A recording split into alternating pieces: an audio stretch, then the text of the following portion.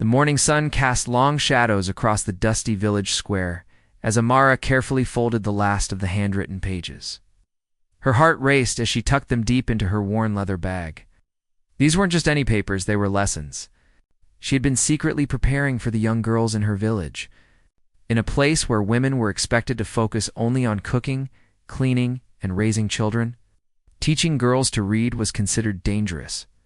Amara had always been different. Even as a child, she would sneak peeks at her brother's schoolbooks.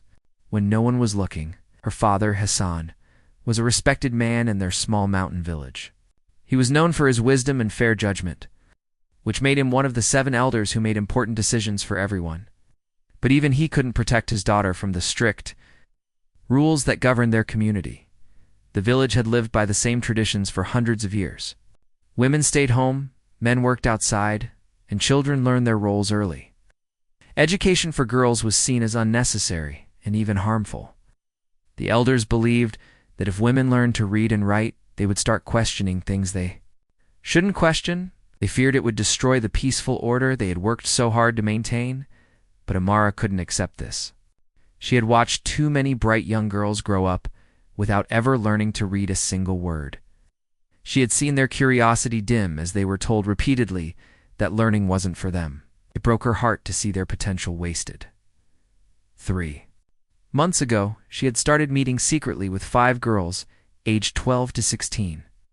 They would gather in an abandoned hut at the edge of the village, just after the afternoon prayers, when most adults were resting. Amara would teach them letters, numbers, and simple words.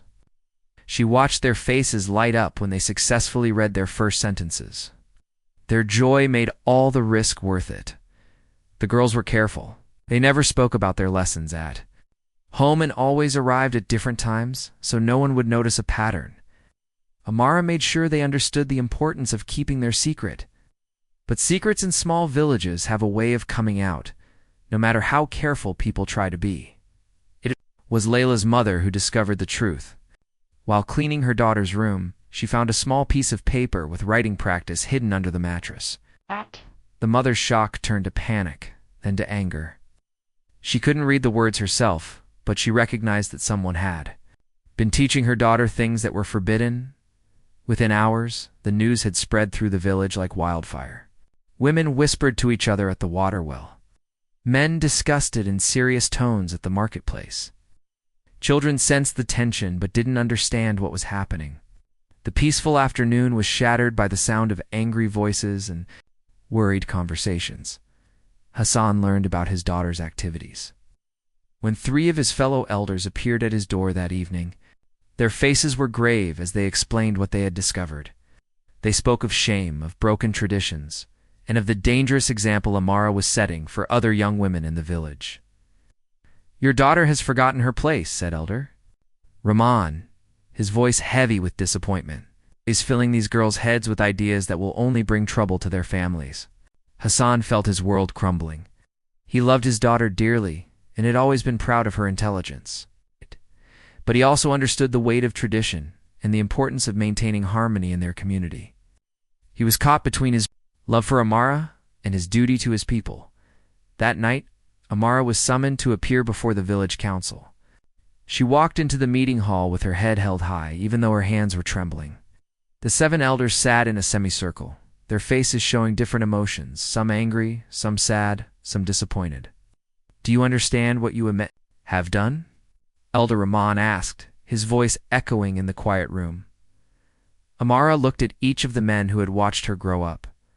Some had bounced her on their knees when she was a child. Others had praised her intelligence when she was young. Now they all looked at her as if she were a stranger. "I taught some girls to read," she said quietly but firmly. "I don't see how that could be wrong." The room erupted in murmurs.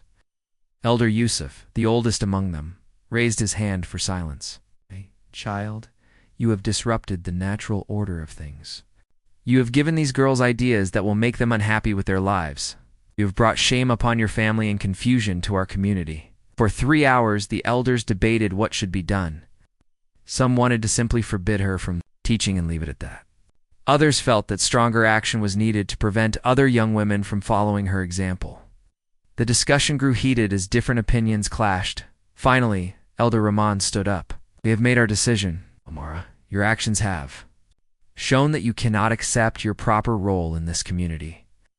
Therefore, you will be sent away to learn humility and obedience. You will be given to Malik, the merchant from the eastern settlement, as a servant wife. This arrangement will teach you your place, while removing your influence from our young women." The words hit Amara like a physical blow. She had expected punishment, but not this. To be sent away from everything she knew, to be given to a man. As if she were property, it was worse than anything she had imagined. Her father sat in silence, his face pale. He had tried to argue for a lighter punishment, but the other elders had overruled him. The decision was final and would be carried out within the week. As Amara left the meeting hall, she could hear the whispers following her. Some villagers looked at her with pity, others with anger. The 5 girls she had been teaching avoided her eyes, fear written across their young faces. In trying to give them knowledge, she had instead taught them that curiosity could be dangerous. The next few days passed in a blur of preparations and tearful goodbyes. Amara's mother packed her few belongings with shaking hands, unable to speak without crying. Her younger brother looked confused and hurt, not fully understanding why his sister was being sent away. The morning of her departure arrived too quickly. As Amara took her last look at the village that had been her entire world, she wondered if she would ever see it again. The punishment was meant to teach her obedience, but in her heart she still believed that knowledge should be shared, not hidden. She had no idea that this punishment, designed to break her spirit, would instead lead her to a completely different kind of life. The elders thought they were ending her story, but they were actually just beginning a new chapter. One that would transform not just her own life, but the lives of many others as well. The wooden cart bumped along the rocky mountain path, each jolt reminding Amara that she was moving farther away from everything she had ever known. Her small bundle of belongings sat beside her, containing the few dresses her mother had sewn, a pair of worn shoes, and a tiny wooden bird her brother had carved for her years ago. She clutched this little bird in her hand, feeling its smooth surface against her palm as tears rolled down her cheeks. The merchant who was taking her to Malik's settlement was a quiet man named Forid. He had kind eyes but spoke very little during the journey. Amara could tell he felt sorry for her situation, but he was just doing his job. Every few hours, he would offer her water or a piece of bread, always with a gentle smile that tried to comfort her as they traveled. Amara's mind raced with terrible thoughts about what awaited her. She had heard stories about Malik from traveling merchants who visited her village. They said he was a man who had lost his wife 2 years ago and had become cold and distant since then. Some said he was bitter about his loss and took his anger out on anyone around him. Others whispered that he was looking for someone to replace his wife, not out of love, but simply to have someone to cook and clean for him.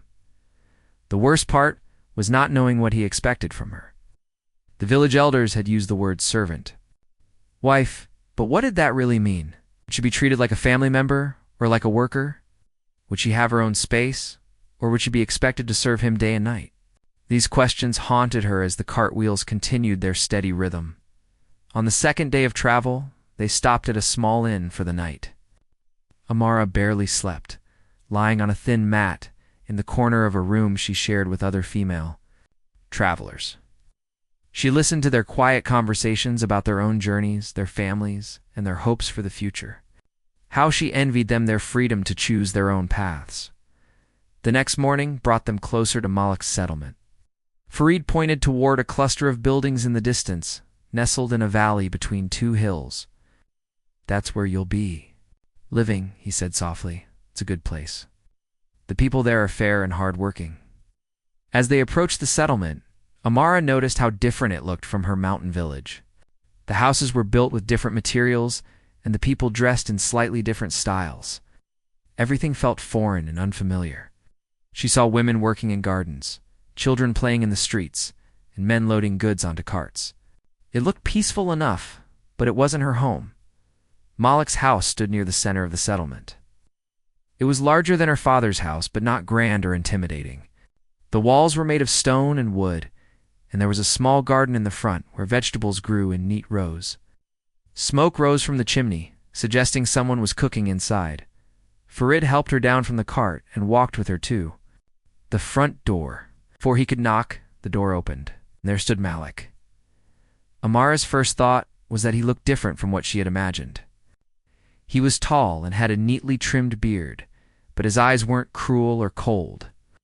Instead, they seemed tired, as if he carried some heavy burden.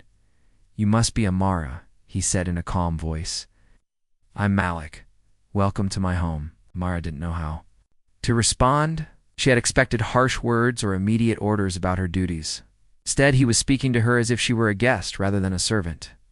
She managed to nod and whisper a quiet greeting. Farid handed over a letter from her village.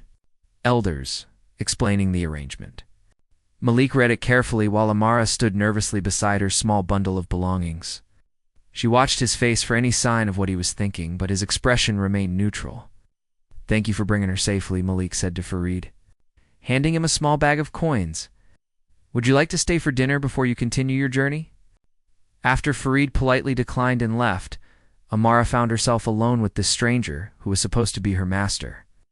She stood there awkwardly, not knowing what to do or say. In her village, she would have been told exactly what was expected of her. Here, she felt completely lost. "You must be tired from the journey," Malik said, picking up her bundle.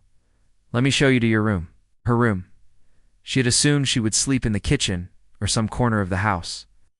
But Malik led her to a small but clean room with a real bed, a window that looked out onto the garden, and a wooden chest for her belongings. The room even had a small table and chair. "This is yours," he said, setting her bundle on the bed.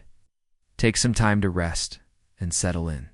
When you're ready, come to the kitchen and we'll talk about how things work here." Amara stared at the room in disbelief. She had expected to be shown to a place where servants slept, not given a private room like a family member. Was this some kind of test? Was he being nice now, only to be cruel later? An hour later, she gathered her courage and made her way to the kitchen. The smell of cooking food filled the air, and she expected to find Malik waiting for her to prepare his dinner. Instead, she found him at the stove, stirring a pot of stew. He looked up when she entered and smiled. "I hope you're hungry," he said. "I made enough for both of us."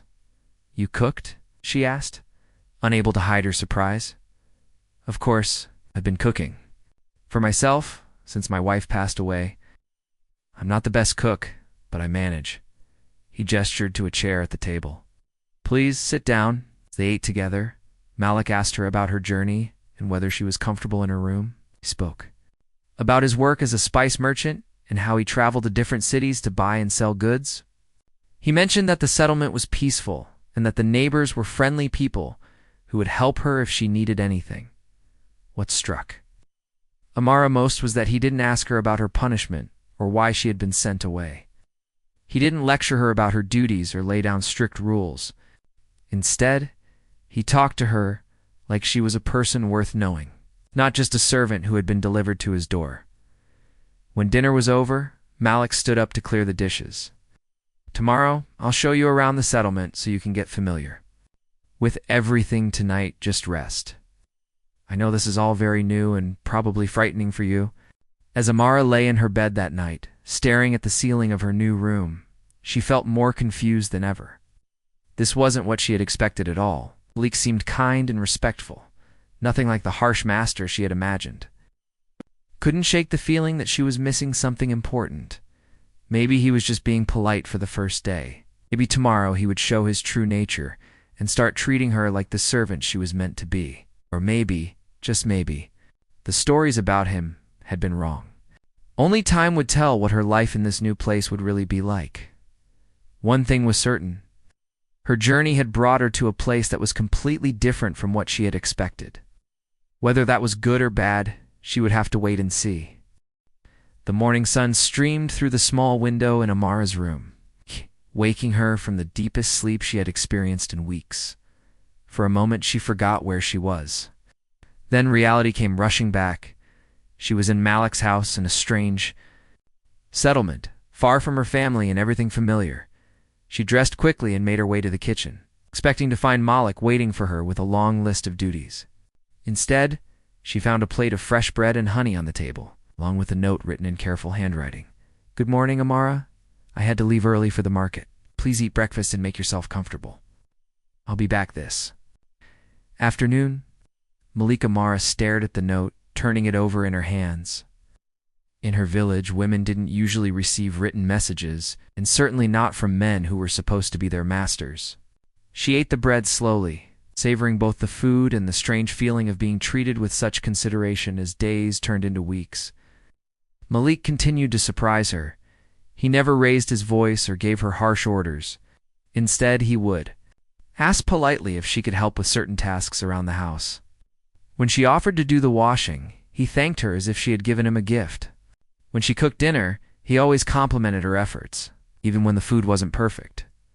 One morning, while Malik was organizing his business papers, Amara noticed him struggling with some calculations. Without thinking, she quietly said, "The total should be 47 silver coins, not 42. Malik looked up, surprised. "You can read my writing." Amara's cheeks turned red. She had spoken without thinking, forgetting that her ability to read and write was supposed to be a secret. I learned a little when I was younger," she said quietly. Instead of being angry, Malik seemed genuinely interested. "Could you help me check these numbers? I've been working on them for hours and something doesn't seem right." From that day forward, Malik began asking for her help with his business records. He discovered that Amara had a natural gift for numbers and could spot mistakes that he missed. She could read his handwriting better than he could read it himself, and she had clever ideas about organizing his accounts. "You're very skilled at this," he told her one evening, as they worked together at the kitchen table. "Where did you learn to work with numbers so well?" Mara hesitated before answering. "I used to help my father sometimes, and I taught myself other things by watching and practicing." Malik nodded thoughtfully, but didn't push for more details. He seemed to understand that she had secrets she wasn't ready to share.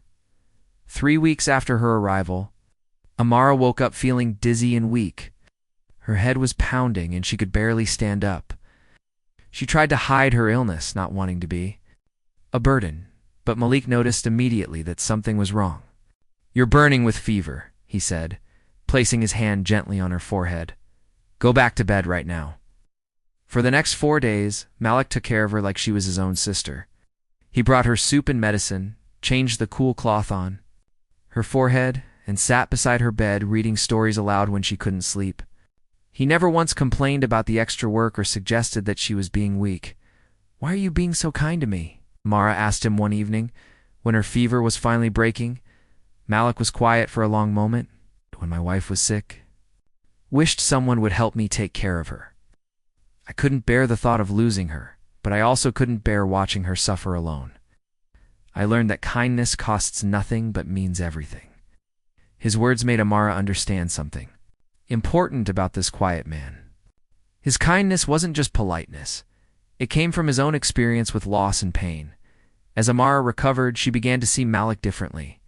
She noticed how he always spoke respectfully to everyone, from the wealthiest merchants to the poorest children in the settlement.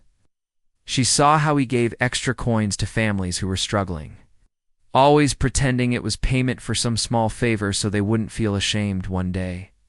While Malik was away on business, Amara overheard 2 women talking at the market. They were discussing a family whose young daughter was very bright but couldn't attend school because they couldn't afford it. "Such a shame," one woman said. "Little Zara is so clever. She picks up everything so quickly. If only she could learn to read and write."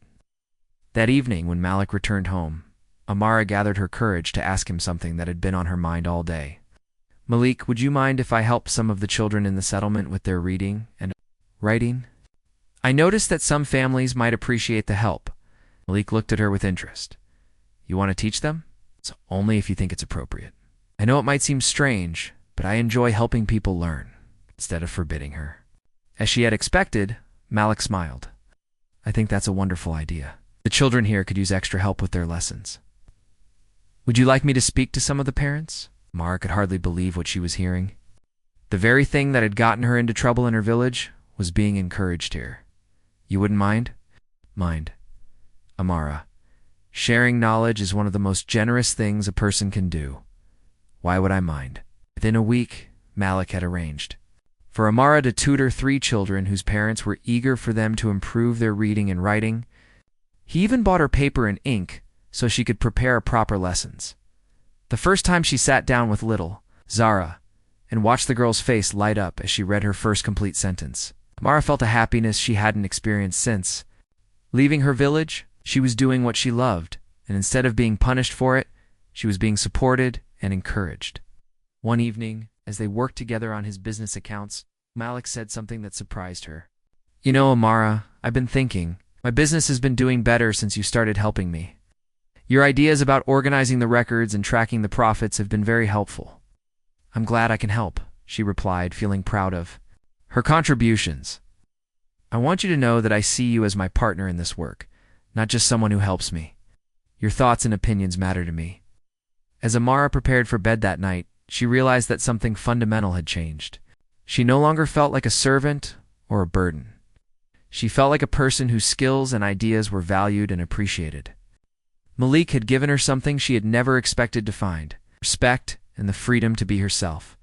The punishment that was supposed to break her spirit was instead helping her discover strengths she never knew she had. She was beginning to understand that sometimes the worst things that happen to us can lead to the best things we never imagined possible. 6 months had passed since Amara first arrived at Malik's home. The scared young woman who had stepped off that cart was barely recognizable. She woke up each morning with purpose, knowing that her day would be filled with meaningful work and genuine appreciation. The fear that had once consumed her thoughts had been replaced by something she had never expected to feel again: contentment. Her teaching sessions with the local children had grown from 3 students to 8. Word had spread through the settlement about her patient teaching methods and her ability to make even the most difficult lessons seem easy. Parents would stop her at the market to thank her for their children's progress, and the children themselves would run up to her excitedly to share their latest achievements. "Teacher Amara, look what I can right now," little Zara called out one afternoon, holding up a piece of paper covered in careful handwriting. She had written a short story about a brave girl who helped her village during a drought. The story was simple, but it was completely her own creation. Amara felt her heart swell with pride. "Zara, this is wonderful. You've become such a good writer." "I want to be a teacher like you when I grow up," Zara said, her eyes shining with excitement. These moments reminded Amara why she had risked everything to teach in her old village. Seeing young minds flourish and grow was worth any punishment she might have faced. The difference was that here, she didn't have to hide her passion or fear being discovered. Malik's business had also transformed dramatically. With Amara's help, he had streamlined his record-keeping and improved his trading strategies, suggested new ways to organize his inventory, and had even helped him identify which spices sold best in different seasons. Their evening work sessions had become something both of them looked forward to. "I think we should try buying saffron from the merchants in the eastern cities," Amara suggested one evening as they reviewed the monthly accounts. "The demand here is growing and the profit margins are excellent." Malik nodded thoughtfully. "That's a smart idea. You have a real gift for understanding what people want to buy." He paused, then added, "You know, I've been thinking about expanding the business. Maybe opening a small shop in the market square instead of just selling from the house." "That would be wonderful," Amara said, her excitement evident. "We could display the spices better and attract more customers." Malik repeated with a smile. "I like the sound of that." "You're not just helping me anymore, Amara. You're my true partner in this business." The word partner made Amara's heart skip a beat. In her old village, women were never considered partners in anything. They were daughters, then wives, then mothers, but never equals in important decisions. Malik valued her opinions and treated her ideas with the same respect he would give to any business associate.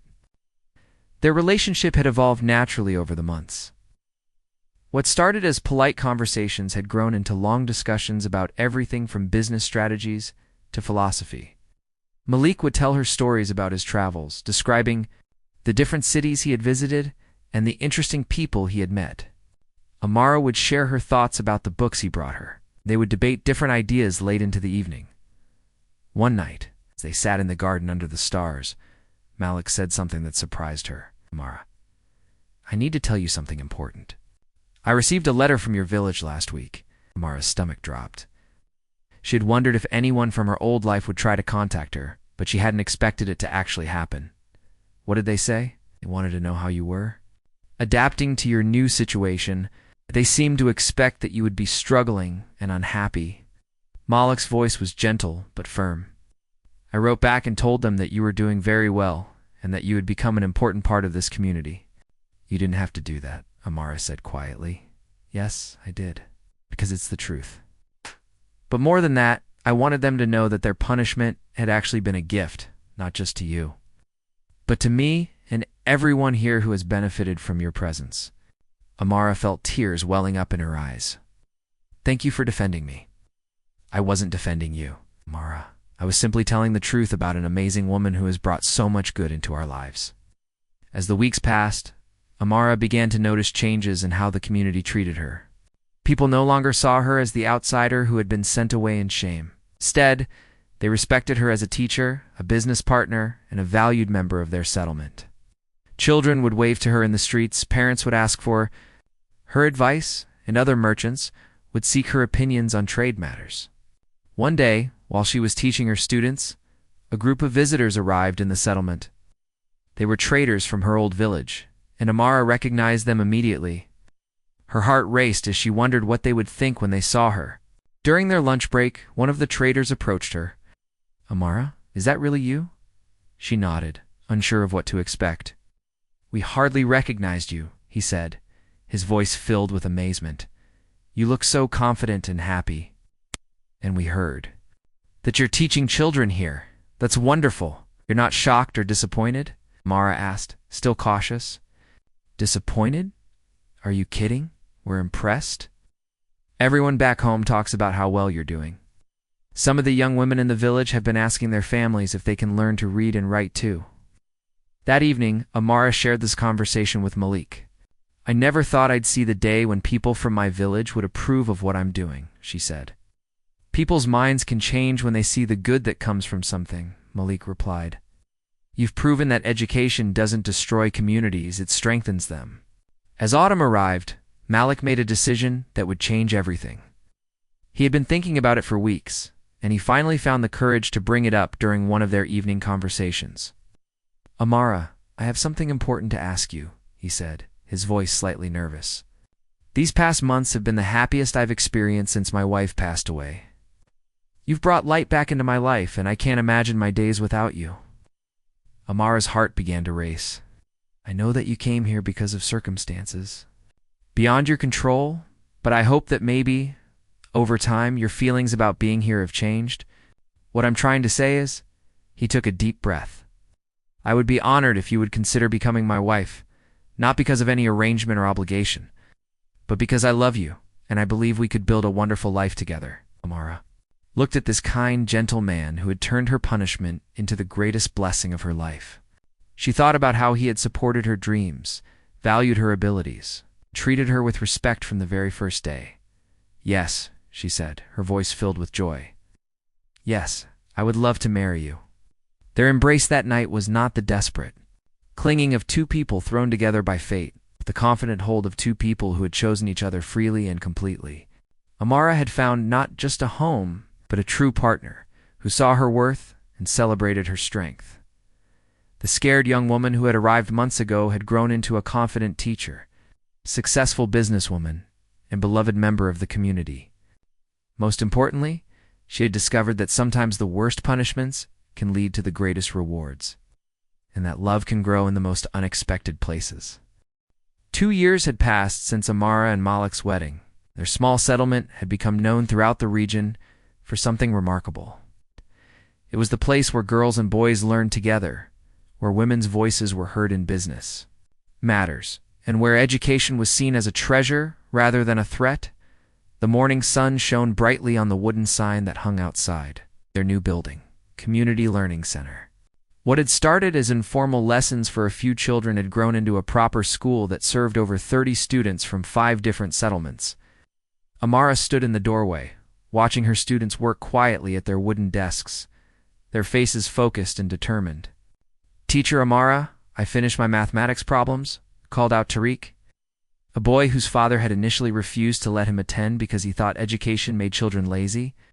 Now the same father bragged to everyone about his son's abilities, and even asked Amara for advice on his own business accounts. "Let me see your work," Amara said, walking over to review his carefully written calculations. "Excellent job, Tariq. You're getting faster and more accurate every day." The success of the school had attracted attention from far beyond their settlement. Merchants would stop by to see this unusual place where women taught openly and children of all backgrounds learned side by side. Some visitors came with skepticism, expecting to find chaos or rebellion. Instead, they found organized, enthusiastic students who could read, write, and solve problems better than many adults. "How do you do it?" asked a visiting merchant from a distant city one afternoon. "How do you maintain order when you're breaking so many traditional rules?" Amara smiled at the question she had heard many times before. "We don't break rules here. We just follow different ones. Rules based on respect, kindness, and the belief that everyone deserves a chance to learn and grow." The merchant shook his head in amazement. "In my city, they say that educating women leads to family problems and social disorder. But everyone here seems happy and peaceful." "Maybe," Amara suggested gently, "the problem isn't with educating women, but with how we define a woman's role in society. When people are allowed to use their gifts and contribute their best talents, everyone benefits." That evening, as Amara and Malik reviewed the day's lessons and planned for the next week, a messenger arrived with news that would test everything they had built. A delegation from Amara's original village was coming to visit, led by Elder Rahman himself. "They want to see for themselves what has become of me," Amara told Malik, her voice steady but her hands trembling slightly. "After all this time, they're finally curious enough to make the journey." Malik took her hands in his. "Are you worried about seeing them again?" "Not worried exactly," Amara replied thoughtfully. "But I wonder what they'll think when they see how different my life has become. Will they understand that their punishment actually saved me? Or will they still believe they were right to send me away?" 3 days later, the delegation arrived. Elder Rahman looked older and more tired than Amara remembered, but his eyes were still sharp and observant. Behind him walked two other elders. From her village, along with her younger brother Kareem, who had grown into a tall young man she'd barely recognized. The reunion with Kareem was emotional. He hugged her tightly, tears in his eyes. "Sister, I've missed you so much. Father talks about you often wondering if you're well and happy." "I am very well," Amara assured him, "and I have so much to show you." She led the delegation through the settlement, introducing them to the families she had come to know, showing them the successful businesses that had grown with better record-keeping and planning, and finally bringing them to the school where her students were just finishing their afternoon lessons. Elder Rahman watched in silence as children confidently read aloud from their books and solved mathematical problems on their writing boards. He observed young girls discussing ideas with the same confidence as the boys, and he noticed how respectfully all the children treated their teachers and each other. "This is what you've been doing with your time here?" he asked Amara quietly. "This is what I've been called to do with my life," she replied. "Teaching has always been my passion, and here I've been able to help children reach their full potential." One of her students, a bright girl named Layla, approached the visitors with a confident smile. "Are you teacher Amara's family from her old village?" she asked politely. "Yes, child," Elder Rahman replied, somewhat surprised by her directness. "We are. She talks about her village sometimes," Layla continued. "She says the mountains there are very beautiful and the people are kind. I'm learning to read and write because of her. When I grow up, I want to be a teacher too, so I can help other children the way she helped me." The elder looked from the confident young girl to Amara, who was beaming with pride. "And your parents approve of your education?" "Oh, yes," Layla nodded enthusiastically. "My mother says that learning to read has made me a better helper at home, because I can read recipes and instructions. My father asks me to help him with his letters to customers because my handwriting is neater than his." That evening, the delegation was invited to dinner at Amara and Malik's home. As they sat around the table, sharing a meal that Amara and Malik had prepared together, Elder Rahman finally spoke about what he had observed. "I must admit, Amara, this is not what we expected to find," he said slowly. "When we sent you away, we thought we were protecting our community from dangerous ideas. We believed that your desire to teach would lead to rebellion and disorder, and instead, Amara asked gently, instead, we see a thriving community where education has made people more successful, more respectful, and more capable. The children here are better behaved than many in our own village, and the families seem stronger, not weaker. Kareem nodded in agreement. The businesses here are more prosperous because the owners can keep better records and make smarter decisions. The families are closer because parents and children can share the joy of learning together. Elder Rahman turned to Malik. And you, young man, how do you see your wife's role in all of this? Malik smiled warmly. Amara is not just my wife, she is my partner, my advisor, and one of the wisest people I know. Our marriage is stronger because we respect each other's abilities and support each other's dreams. She makes me a better person and a better member of this community.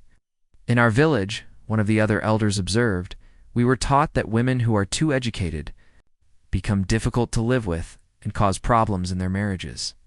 Perhaps Malik suggested respectfully, the problem isn't with educated women, but with men who feel threatened by their wives' intelligence. When I see Amara succeed, I don't feel diminished. I feel proud to be married to such a remarkable person. As the evening continued, the delegation shared news from the old village. Several young women had been asking their families for permission to learn reading and writing. Some fathers had begun teaching their daughters alongside their sons. The rigid separation between men's work and women's work was slowly beginning to soften.